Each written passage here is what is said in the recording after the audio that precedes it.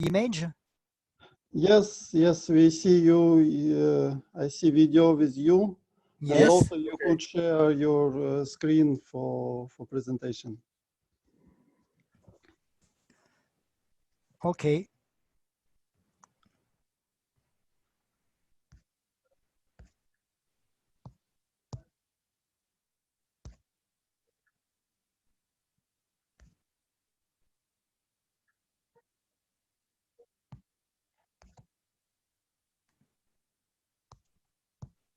So how it works for the traduction? Okay.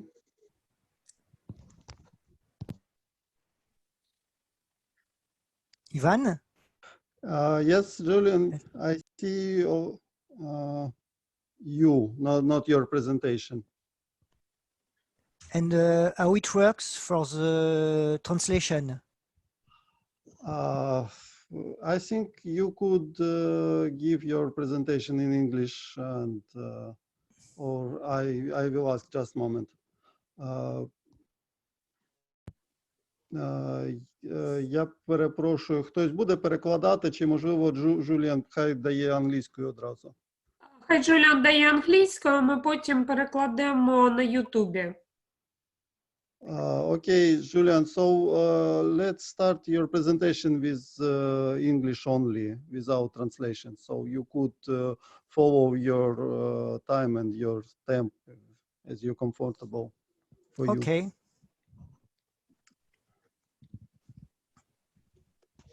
So I'm going to share the screen.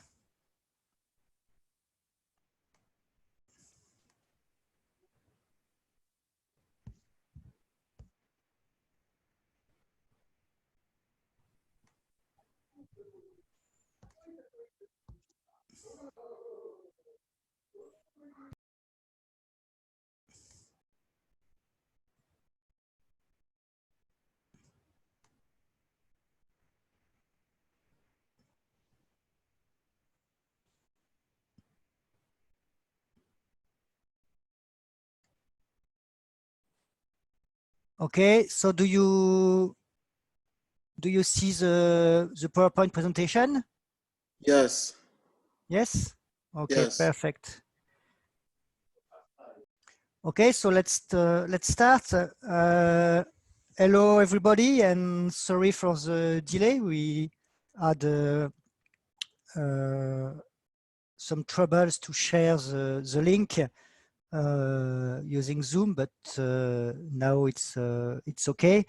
I hope that everybody is going well, and I'm very pleased to be here with you to talk about what I am doing with my team in concerning research, and especially the analysis of deep sea gravity-driven systems, and how to make a link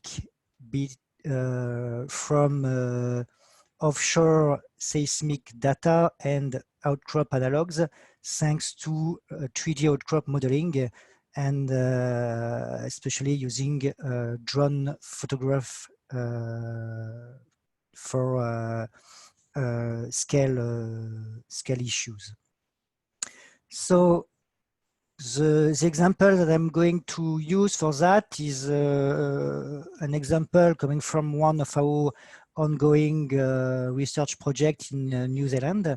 So we are working there on small slope basins called trench slope basins. So trench because they're related to subduction, and those basins are small elongated basins that are very similar to other ponded basins that we can observe elsewhere in the world, also associated sometimes to passive margins, especially passive margins with salt tectonics. So one of the aspects of our research is to try to have a better understanding of gravity-driven sedimentary systems in ponded basins, with a special focus on compressive basins. So to locate the areas of study, you can observe here the North Island of New Zealand, and there along the east coast of the North Island of New Zealand, you've got the subduction, the westward subduction of the Pacific plate under the Australian plate. And this subduction occurred at the Ikurangi Trough located here. So on that other picture, you've got a zoom with the Ikurangi Trough being somewhere here. In fact, there's a lot of sediments in the trough, so we can observe the sedimentary infill of the trough here with the Ikurangi Channel, that is a meandering channel coming from the South Island of New Zealand, and this channel is meandering on top of the sedimentary infill that is within the Ikurangi Trough. Because of that subduction, we've got since 25 million years, because the subduction started 25 million years ago, we've got here the development of a fold and thrust belt. This fold and thrust belt is a subduction wedge. Sometimes if there is accretion, we call also it accretionary prism. And in fact, the real accretion only occurred at the front of the system here. So we've got a real accretionary prism close to the Ikurangi Trough, and the deformation of a previous margin here, as you can see, with all these structures. We've got here some structural highs. So this corresponds to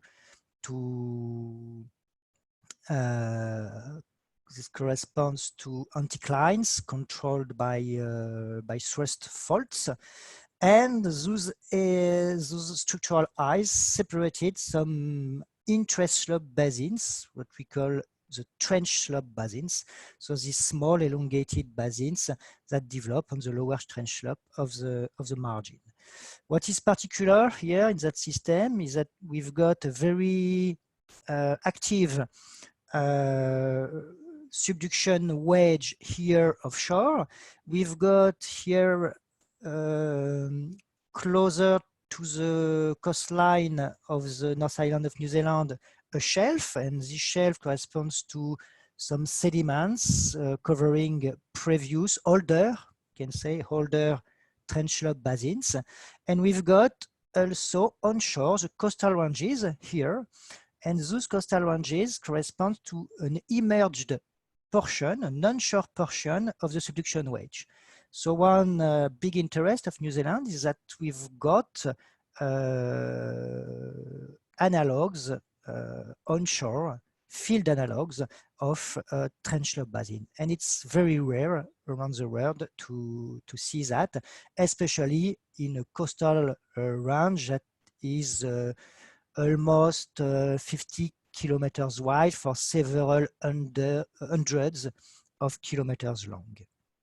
If I look to a section, you've got here a geological section of the entire system with the Pacific plate going under the Australian plate here, and the Ikurangi Trough located here, and the development here of the subduction wedge offshore, but also in the coastal ranges here onshore. For the rest of the system, we've got classically a Floral basin and a back arc basin with volcanism associated. It's not our purpose today to discuss that, but it's somewhat a classical subduction complex. There's only one exception. It's the axial ranges. Here, as you can see, the axial ranges are located between the back arc basin and the Floral basin, and this axial range is not do not correspond to volcanism. The volcanism is shifted within the back arc basin, and that axial range corresponds to a strike slip belt, and we've got strike slip here because the subduction is oblique. So if we look here, you can see here the vectors here with the plate movement, and as you can see, compared to the North Island of New Zealand, the subduction, we've got an obliquity of the subduction. So this obliquity is responsible for compressive deformation here offshore and strike slip deformation here in the axial ranges onshore. Okay, so if we zoom on the if we zoom here on the subduction wedge, so you've got here the Pacific plate going under the Northern Island of New Zealand. The development here of an active subduction wedge with protothrust here close to the Curly Trough. Here you've got the shelf with old Miocene trench lobe basing being covered by a Pliocene sedimentary cover. And here we've got the coastal ranges, so highly deformed Miocene trench lobe basins that we can observe thanks to field work. Okay, so here an image from a seismic line coming from the offshore part of the subduction wedge, and you can observe very beautiful and well visible here trench lobe basin, separated by those anticlines, those structural eyes that I have mentioned on the bathymetric map before, and those anticlines are controlled by thrust, and those thrusts are verging through the Currangly Trough. And we've got the chance also to have in the coastal ranges some very beautiful outcrops of turbidites, but not only turbidites, we've got also a lot of mass transport deposits that you can observe, for example, here with those with blocks here, and also slumps and so on. So this coastal range corresponds to the emerged part of the thrust wedge of the Ikurangi subduction wedge, and the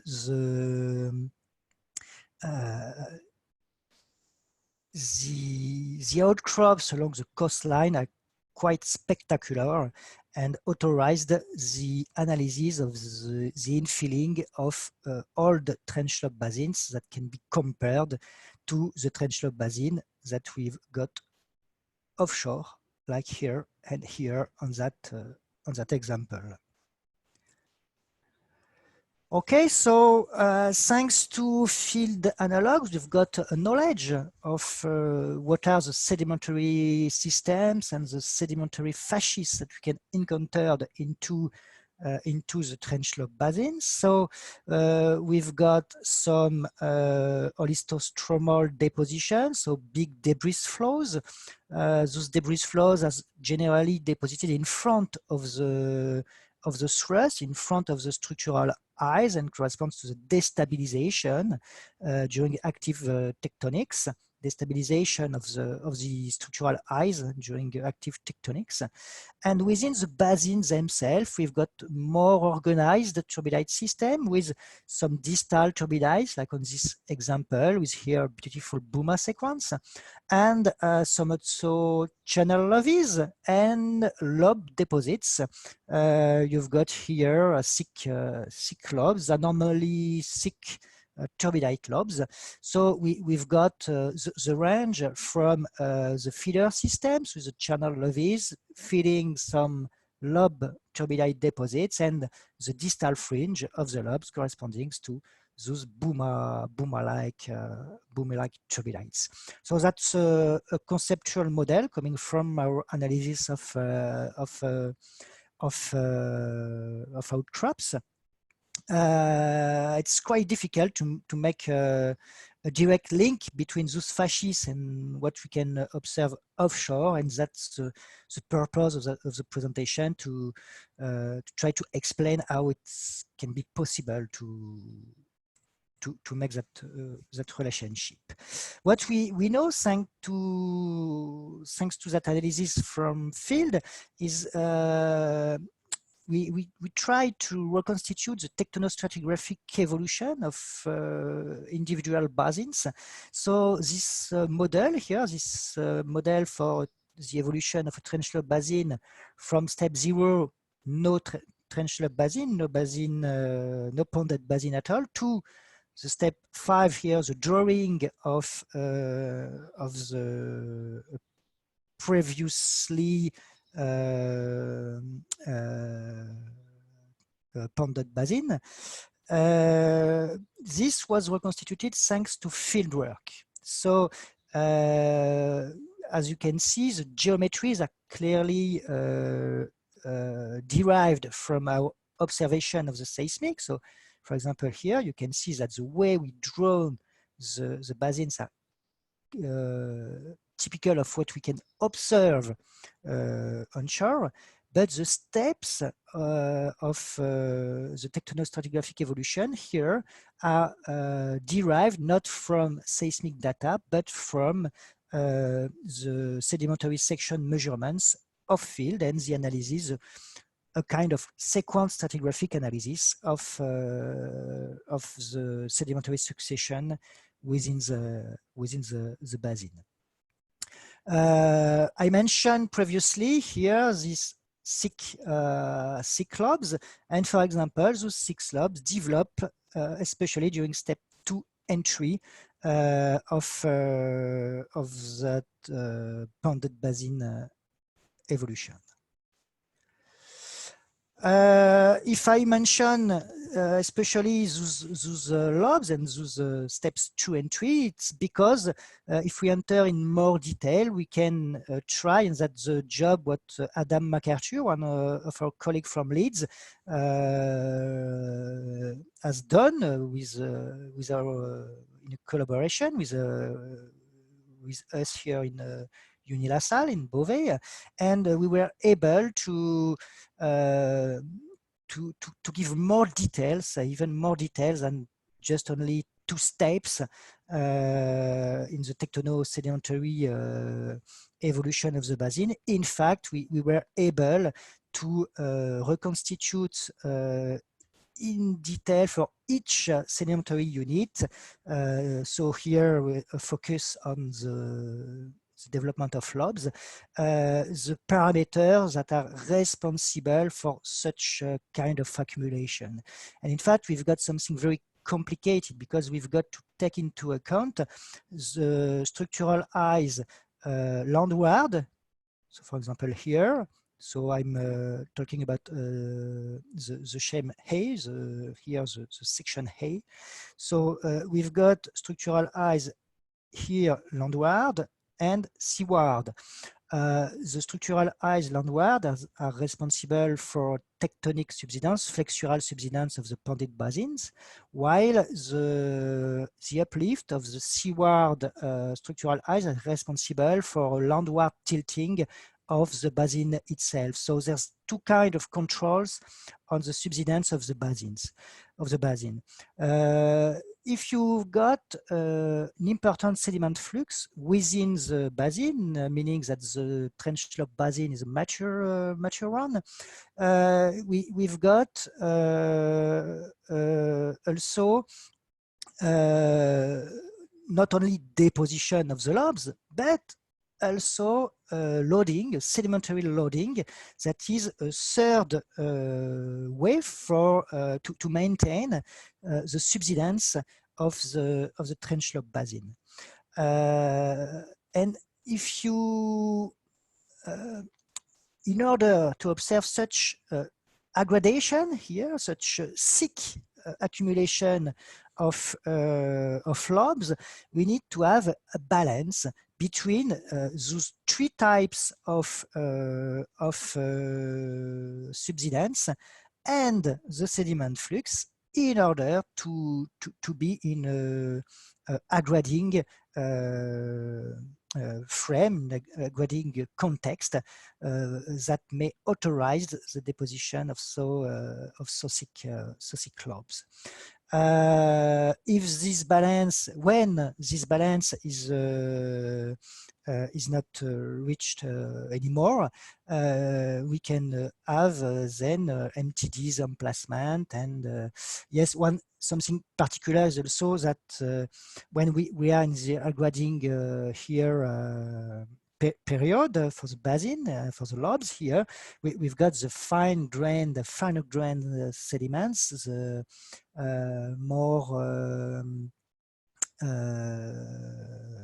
suspensive part of the turbidite flow that can flow in more distal basins going going over the seaward structural heights of the basins. So just an example of how we can enter into the details for the understanding of the processes within those types of particular ponded basins, thanks to field analogs.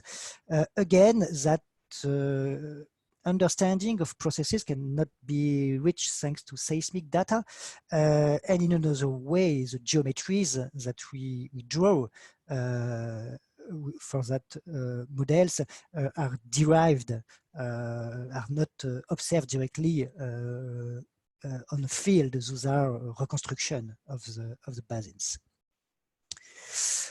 One interesting thing, I talk a little bit of turbidites, and I mentioned the oligostromal depositions, big mass transport deposits. And in fact, the mass transport deposits are a very, very important contribution to the slope basin sediment budget.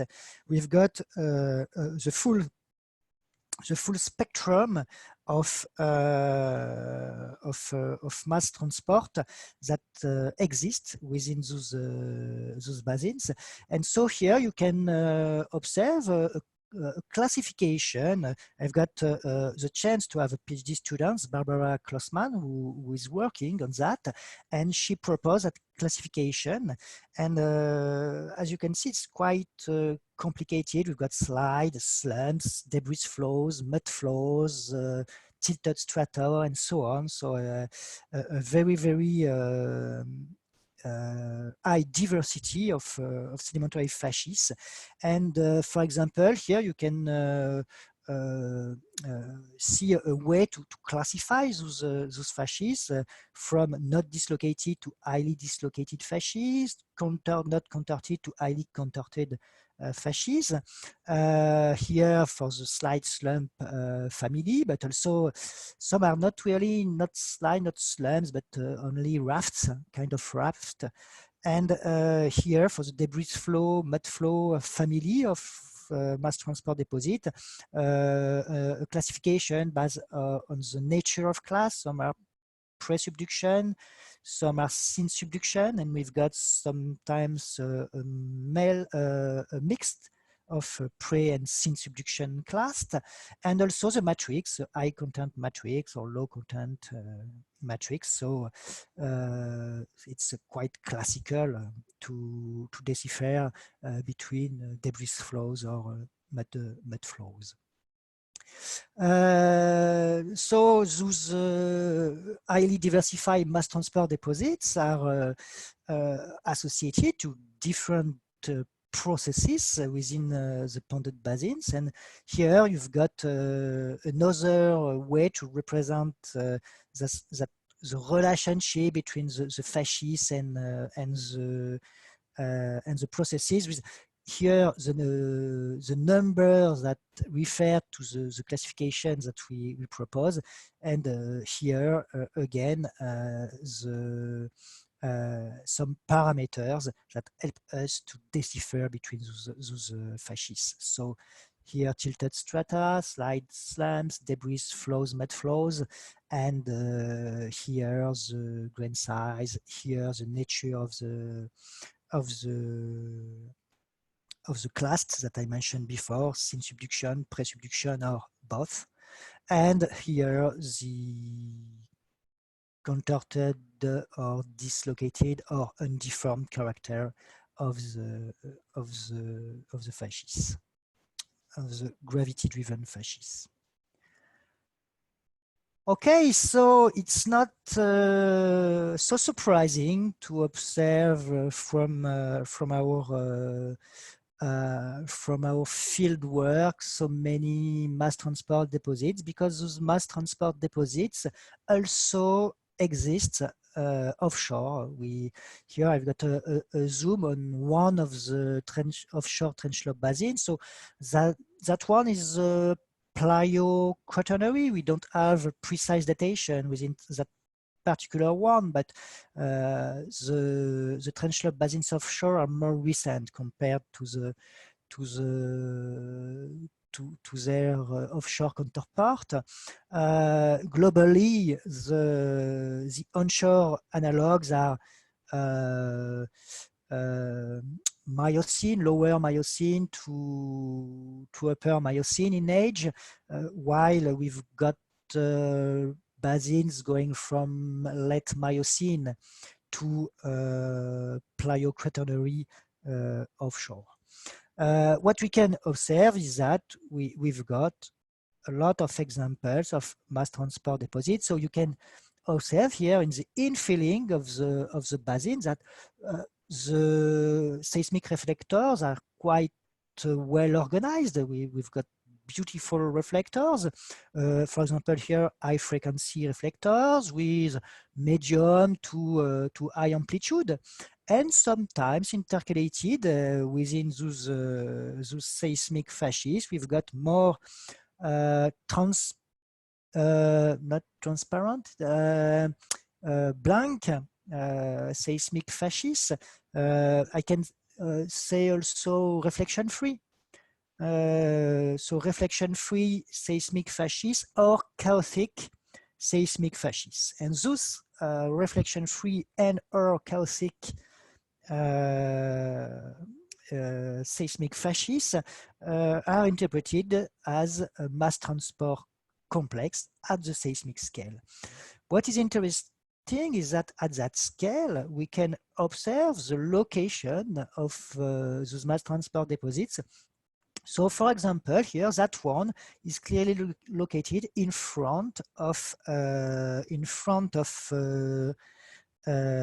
structural eye,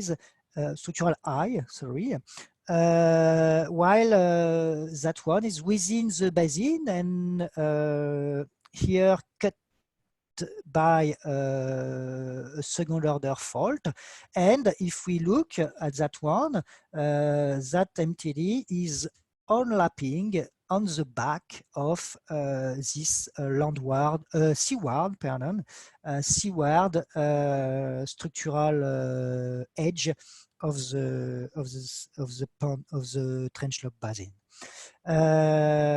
Okay, so in fact, in the history of offshore slope basins, sub-basins, we've got also a lot of occurrences of mass transport deposits.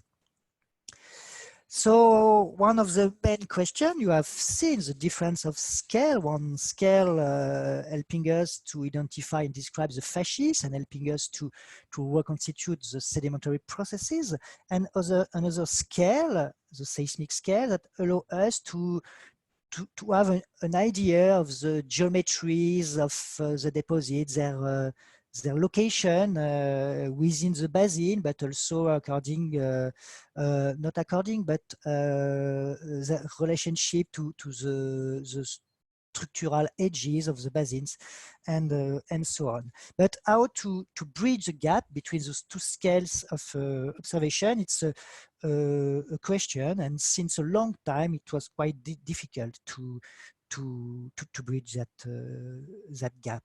So now we've got tools to do that, and one of these tool is the photogrammetry. The photogrammetry is very interesting since now we've got some drones that are what we call also unmanned aerial vehicles. And those drones are now, even for those who are quite easy to use, so for the accessible to everybody, in fact, those are now equipped with some sensors that are sufficient for aerial photo acquisition and for the realization of 3D outcrop models.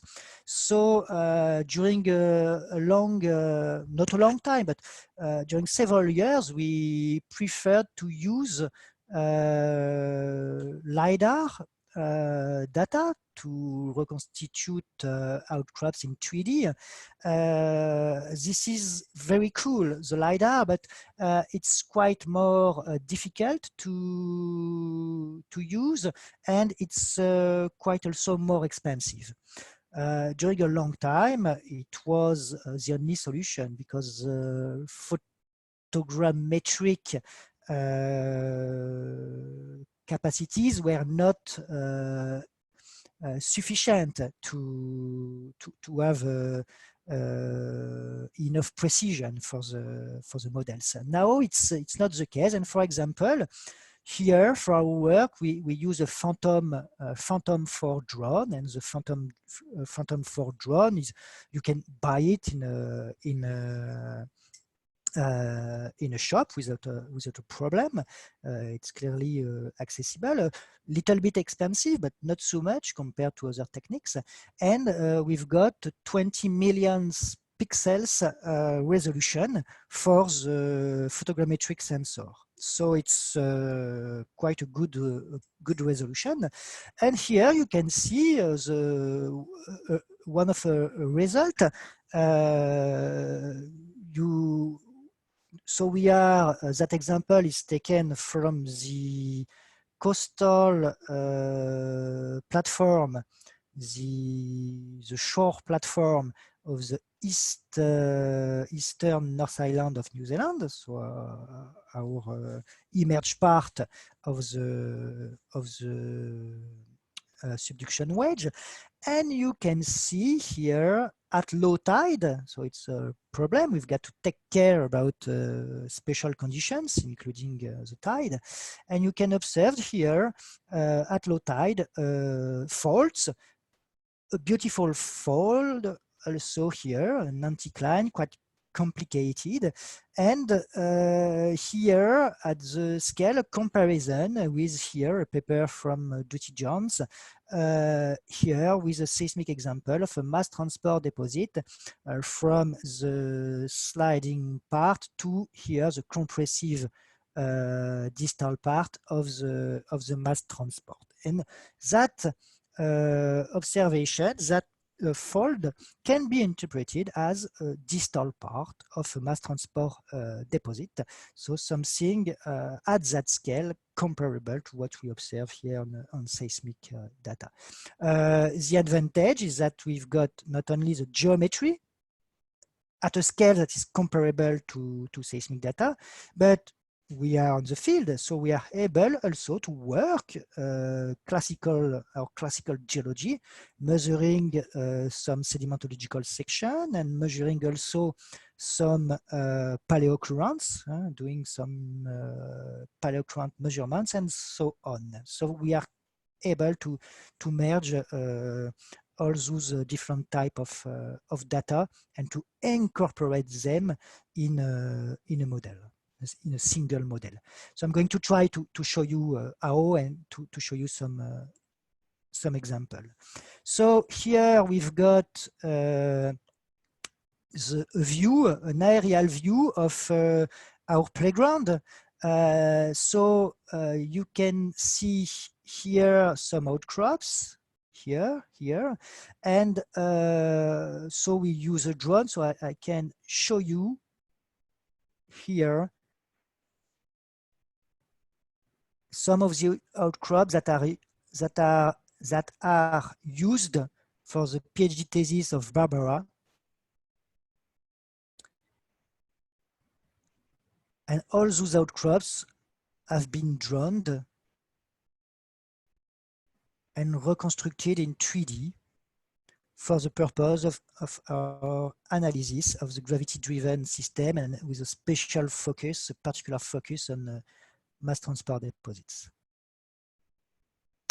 All the hills that you can observe here corresponds to the coastal ranges. We are here in the coastal ranges. You've got a view of the coastal ranges, and all those hills corresponds to the emerged part of the subduction wedge.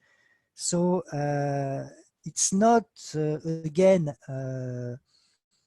typically an accretionary prism, but you can imagine that you've got here a belt of several hundreds of kilometers long and several tens of kilometers wide of a fold and thrust belt related to subduction, and that is accessible at the outcrop. It's quite not so common around the world. Okay, so several outcrops, and in fact, for that job, we worked along 40 kilometers. Yes, 40 kilometers of coastline, and we drawn 20 kilometers of that coastline. Okay, so yes, here's the numbers. So here you've got the topographic map with all the localities. We had 40 days of work, 40 kilometers of shoreline studied, and little bit of more than 20 kilometers of outcrops drawn. And here you've got the results. Some examples for 4 of these outcrops. So the classic workflow for photogrammetry is the one that is showed on that slide. So we've got the drone data acquisition. So we've got to be localized. So we use ground control points. I'm going to give a little bit more detail about that on the next slide, and photo acquisition. And then there's a big part of the process is data processing. So we use a software for that called Metashape, and after the output of the data. So for the workflow, you've got that simple scheme. So that scheme is simple but very efficient, and it was done by Corentin Chaptal, one of my master students, and Corentin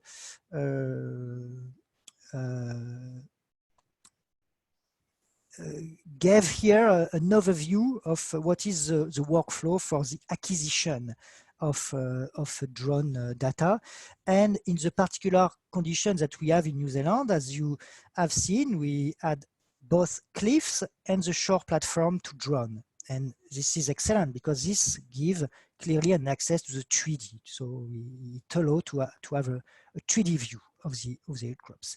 So the first thing for that workflow is to settle the ground control points. Those ground control points corresponds to those here marks, and those marks, you've got here the mark. The marks are also here, and you've got Corentin here that who is measuring with a very, very precise GPS, DGPS, the location of the ground control point. After, those ground control points are on the photographs, and we are able to attribute a very precise DGPS location to each ground control point on the 3D model. Okay, so going back on the acquisition itself, you've got here some acquisition that are what we call nadir. So it's a map view acquisition, and we've got to do that map view acquisition on top of the cliffs, but also here along the shore platform and at the same altitude in order to have the same altitude compared to the surface that is taken into picture, because we've got to work at the same scale. And we've got after that some other views. So two here oblique views that help to make here the relief of the top of the cliff, and lastly some frontal view of the cliff itself. So there's several flights to do, knowing that a flight in a good condition is 25 minutes on average. Generally, we flew 20 to 22 minutes to be sure about the battery and to be safe and with the material. Okay, so then for the processing, I can show you some example of the processing. So you've got here an acquisition. So here there's no cliff. It's an acquisition, an oblique view of the here of the shore platform, and so this was the acquisition was made only during the nadir here, so 0.6 on that scheme. So here you've got the result, and having that map view acquisition, we are able after, like we can do also in Google Earth, for example, we can change the view and turn the model and look at it with different angle. So here you've got the north to the right, and an oblique view with an angle to the west of the shore platform. Okay, so this corresponds to a merge of hundreds of photographs.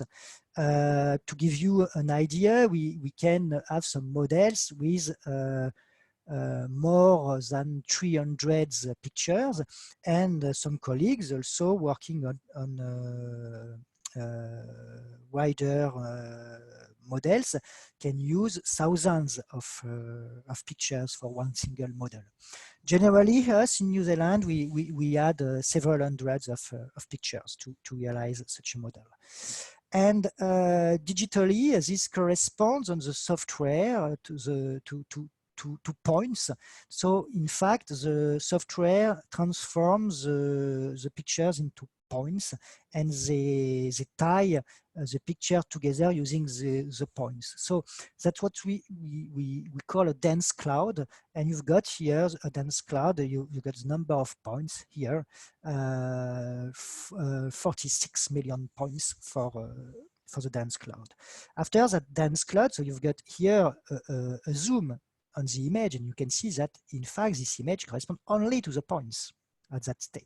After we need to perform what we call the meshing and texturing.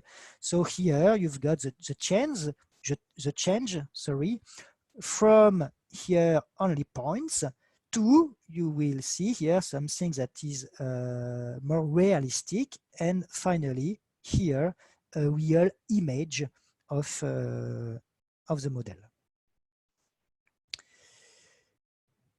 Okay, so one particular thing with the fieldwork that we had to do for that project is the adaptation to coastal work, and we add different types of constraints that are particular, that are clearly related to the coastal conditions. So sun and clouds we can have sun and clouds everywhere. The problem is that with the water, we clearly have some problems of lights. We've got to adapt also to light exposures issues. So you've got here two examples. One example with a surexposition, here, that one, and one example with a darker light. So the light exposure is also something that we have to deal with, and knowing that we are on the coast, we've got no choice for the hours of acquisition, because those hours are dependent of the tide.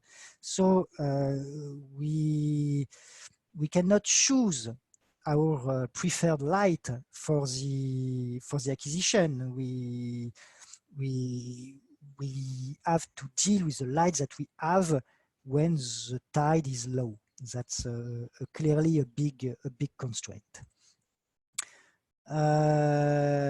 Okay, so tides, I talked about that. Wind and waves. Here you've got a small film showing that. One thing that is sometimes complicated is that even if you are at low tide, if you've got a strong landward wind responsible for big waves, the tide remains high, even if you are at low tides, because the waves and in fact, we can talk about small storm conditions if you want. Those small storm conditions are able to be against the tide, and so with such conditions, it's not so easy and sometimes impossible to perform the acquisition. One also impact of the waves is sand displacement, and so in fact the waves can bring more sand on the beach or can remove the sand from the beach. So here you've got two images of the same location, and you can see, for example, here, sand, disparition of the sand, disparition of the sand, and also here, sand, disparition of the sand.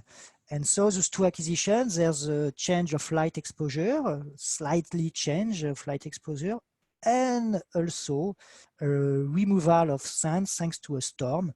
So several days ago, the waves were big and allows the sand to be removed, and so a better access to the outcrop.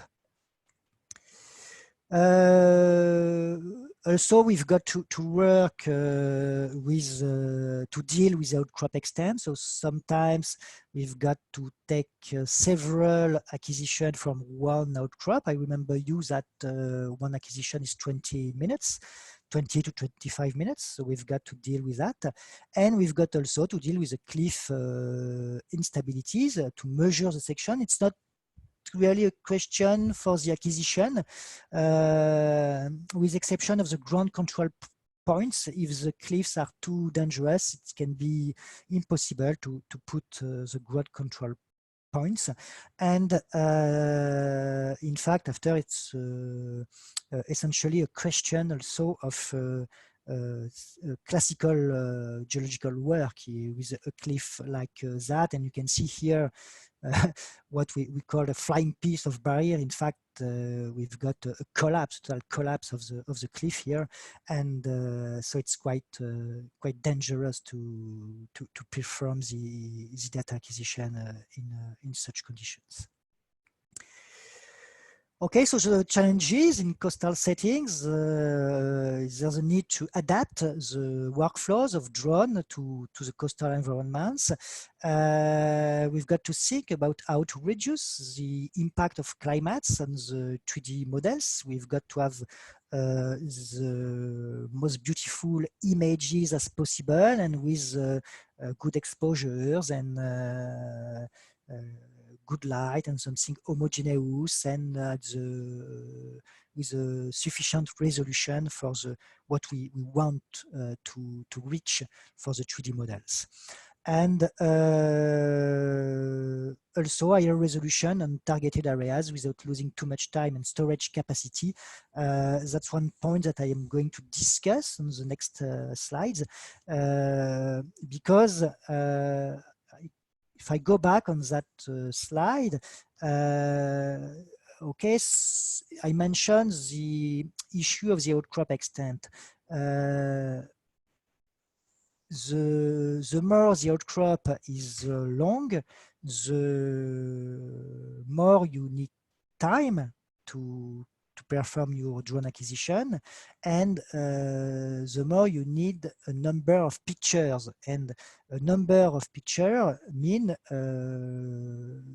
capacity of storage on your hard drive, and also a capacity of computing for your softwares after, in order to construct the model. So sometimes one solution can be to make an acquisition at not low resolution, but a lower resolution, and to make some higher resolution acquisition on some particular area of the outcrop. I'm going to show that on that slide. So so there's a problem of storage capacity, of computing, and also it can be a good thing to perform several acquisitions to take into account variation of light exposure and sun displacement, two of the issues that I mentioned before. So here you've got a model, so you've got the global model here, and as you can see, we've got here two smaller model at higher resolution, and this model corresponds to that part of the big model, and this small model corresponds to that part of the big model. So to the left, we decided to make another model at a higher resolution because of sun displacement. It's mentioned here, sun displacement to the left. For the right, we decided to do that because of problems of light exposure. Here it's lighter, here it's darker. And so after doing that, we design and export the shapes of the new, smaller, higher resolution models. We import shapes, cropping the shapes in the bigger, lower resolution model, like this, and we change the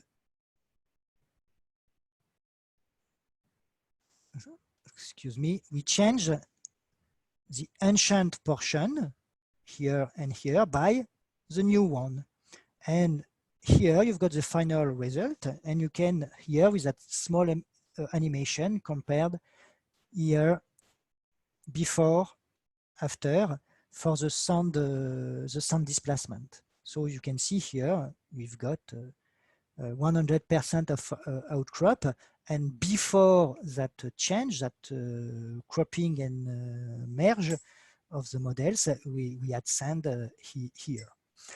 Here the result is not fabulous because the lighter color here is not do not fit very well with the background, but in fact it's better for the view of the turbidite beds is better even if it's lighter. So the final result is not very visually cool, but we've got the geological information is better.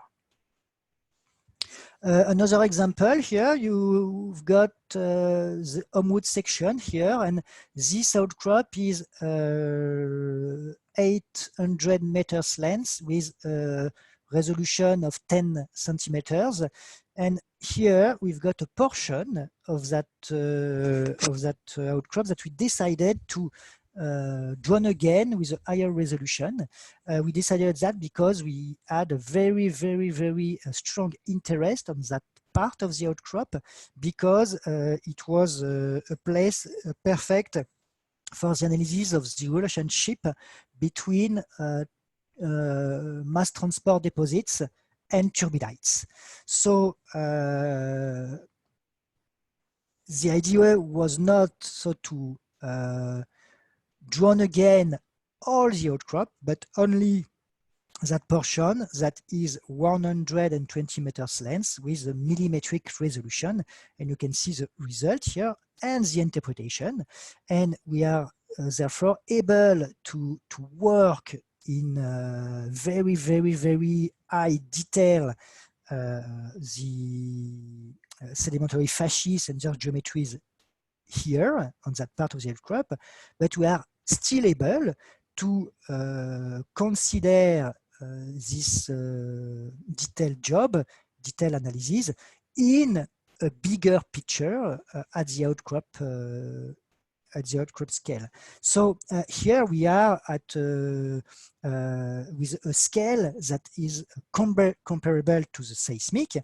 Here we are at a scale that is at the fascist analysis resolution, and so we are able to merge and to sync our analysis from a scale to another scale. Okay, so an example of the data that we've got from the field thanks to the drone acquisition.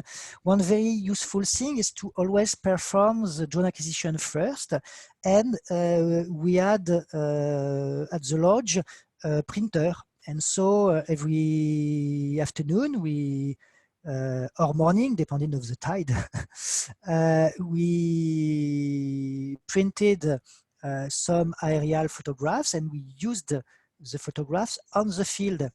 So it helped us to directly have a view and an idea of the geometries, and to number the beds, for example, and to map them thanks to the aerial photographs. So that work, that image was redrawn thanks to a software, but the original drawing was made on the field.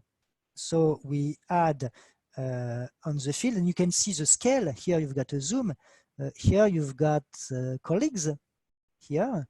And so you can see the scale. So those colleagues were measuring a sedimentological section. You've got here the log, an example of the log, and doing that measurement, they were able to make a tie between the beds measured on the field and the associated geometries at the aerial photograph scale, with the numbers and so on, and to know what bed is affected by a fault, what bed is passing laterally to a mass transport deposit or is eroded, and so on and so on.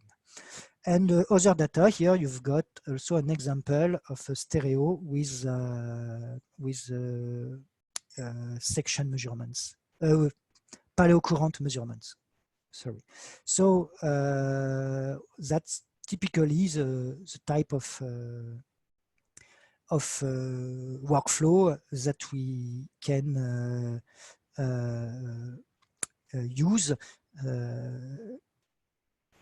using the drone, in fact, to help us with the classical geological work on field. And I promise you it's very efficient to have the aerial picture at the drone resolution, not at classical aerial photograph, because the resolution is not the same. Here,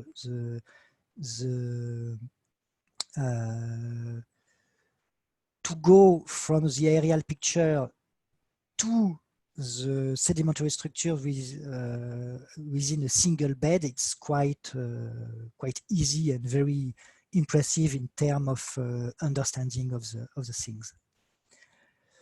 Okay, so here you've got an example of a working sheet. So it's a classical sheet that we can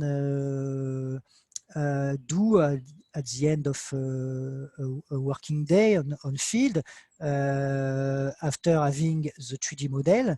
So we can put the 3D model, some information on it. For example, here it's one guy, it means that this is the basement of the basin, and here we've got the first infilling of the basin corresponding to a mass transport deposit that is covered by turbidites. Okay, so here some fasces of those turbidites, and here some fasces of the MTD, and here some comments on the edge, paleoecology, type of MTD, so type of fasces, the number of sections that were measured, the paleoccurrence, and so on, if there is a drone model or not. So type of information, it's what we consider as a working sheet. And here another example of a working sheet. So again, a 3D model. Generally, the 3D model is what is put in the working sheet lastly, because we need time to run the model. But here we've got the 3D model, some fasces, and all the information. And from that working sheet, we can after work and make some synthesis. And so here you've got a section called Sefton Hills with the data synthesis. So we use the raw data, so that I explained you on that slide, plus the working sheet, and we put all that together in a proper way in order to create those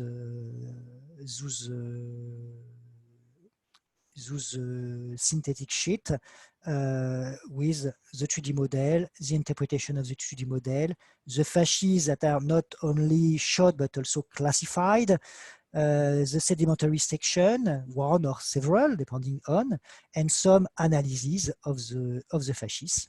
So here it's quite a complete job, merging field data, fasces analysis, and drone acquisition. Here another example. So I got nothing to say more. It's just to show you how it can look thanks to that approach. And here you've got the paleoccurrence also, and yes, a focus on the mass transport deposits on that table. Okay, so we can also compare to the seismic data. So we the interest of the eco-angle margin is that we not only have an access to outcrop analogs, we still also have access to trench slope basin offshore because the subduction is still active. So we've got, for the same margin, the two types of data available at the same place along the same transects. So it's very powerful. And here we can start to make some comparison between some geometries that we observe on the seismic and some things observed at the on-field. So here, for example, we've got the relationship between MTD here and some turbidites coming here overlapping on the top of the MTD, so some relationship, geometrical relationship that we observe here also. The relationship between channelized system and MTD, so we've got that here with this channelization on top of that MTD. Here we've got that relationship with that thrust responsible for the anticline folding of the strata, and MTD coming here overlapping on top of that structural eye. That structural eye is quite small, but at it's quite fractal, and at a higher, at a larger scale, sorry, we observe some things quite similar with that MTD overlapping on the back of that anticline structure. Okay, so as I showed you, we can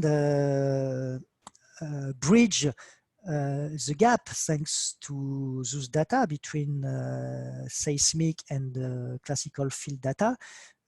Because our drone acquisition is at an intermediate scale, and what we want to do after that, it's to use the combination of those data in order to create some digital models. In fact, what we want to do is forward stratigraphic modeling. For that, using GPM.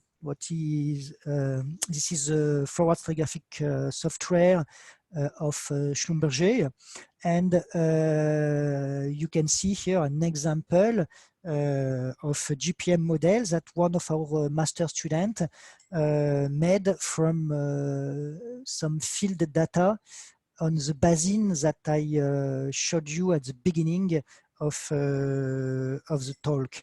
At the beginning of the lecture, I presented you a tectonostratigraphic evolution model coming from field data for the Akitio basin, and with 5 or 6 steps. I mentioned you that during step 2 and 3, we had the deposition of thick turbidite lobes. So that was on that slide. And so from that theoretical model, our students succeed to create and to test some hypotheses using GPM. And so we were able to stratigraphically model the infilling of the basin. Thanks to the aid of the drone data, we will be able to be more precise for the geometries. And one of the ideas is after to go from the GPM model, so from the stratigraphic model, to some synthetic seismic, and to use that synthetic seismic to directly compare our result coming from the field, classical data and drone data, being directly comparable to offshore data, to seismic reflection data. Okay, so the idea is to go from onshore analogs, geology, classical geology, and drone acquisition to geological models that can be modeled stratigraphically, to generate synthetic seismic, and then to compare the synthetic seismic to real seismic data.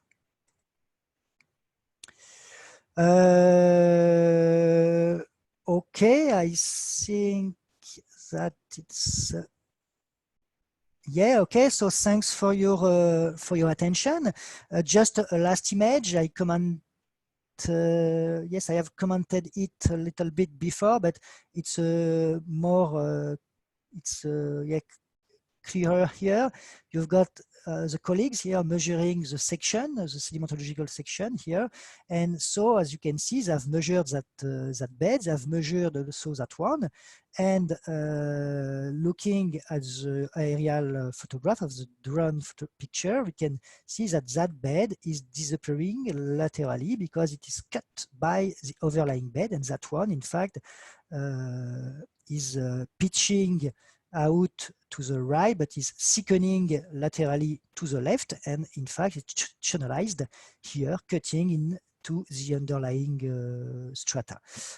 We can observe also the relationship between the depot center of those channels and here the underlying mass transport deposit located here. So we've got a clear idea here. You can see the mass transport deposit being composed of blocks cut by the overlying channels, and laterally that MTD corresponds more likely to slump, slide, less dislocated MTD.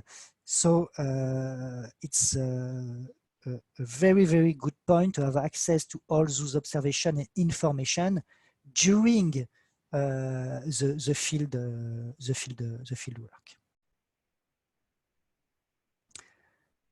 Okay, so that's it from me. I hope that it was quite clear for you, and don't hesitate if you have questions. I'm here to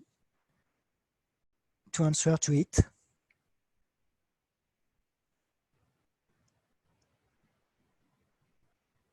It's very fantastic job, Julian. It's very nice place and very nice job. I think I have one question. Yeah. Did you compare your data from drone with data from LiDAR? What's the difference between the LiDAR data and usual photogrammetric data? Yeah. We didn't compare on those example because it's quite expensive and complicated to perform LiDAR acquisition. So that's why we have chosen directly for New Zealand to use photogrammetric data. But I saw some comparison on other examples. So for example, with the Anode sandstones in the French Alps, are also some data coming from turbidite channel systems in the Spanish Pyrenees. So with the resolution that we have now with the drone acquisition, with the classical photo, I think the things are more realistic with drone acquisition now. What is quite complicated, still quite complicated for the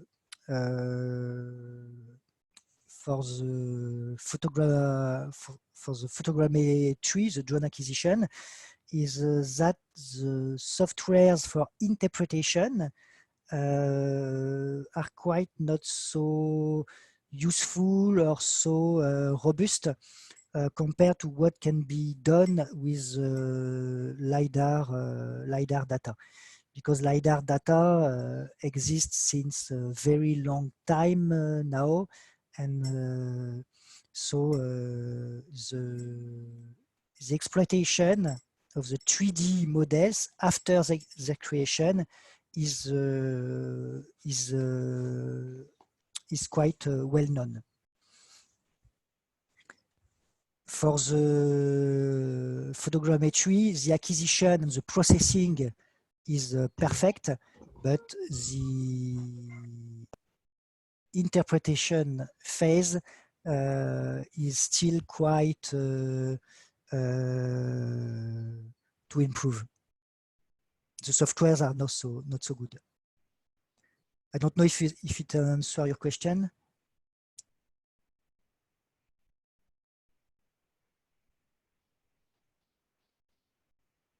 Ivan? Sorry, Julian, I couldn't speak now. I will Okay. write you. Okay, so sorry.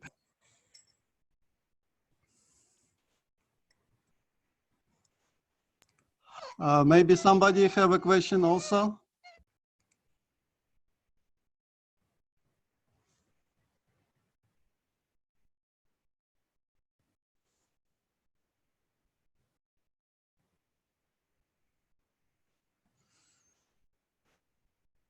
No questions?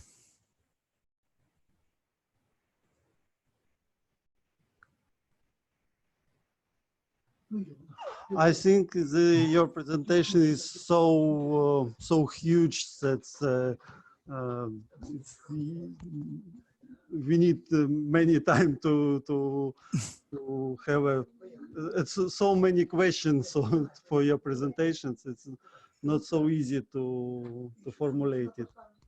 Yeah, no problem. Don't hesitate if you have some question to put it in an email and to send it to me. Yeah, I think it's also could be possible to comment your presentation on Facebook. Yeah.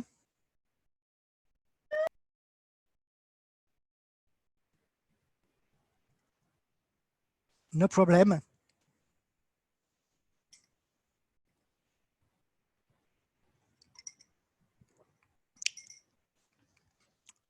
All is going well in Kiev?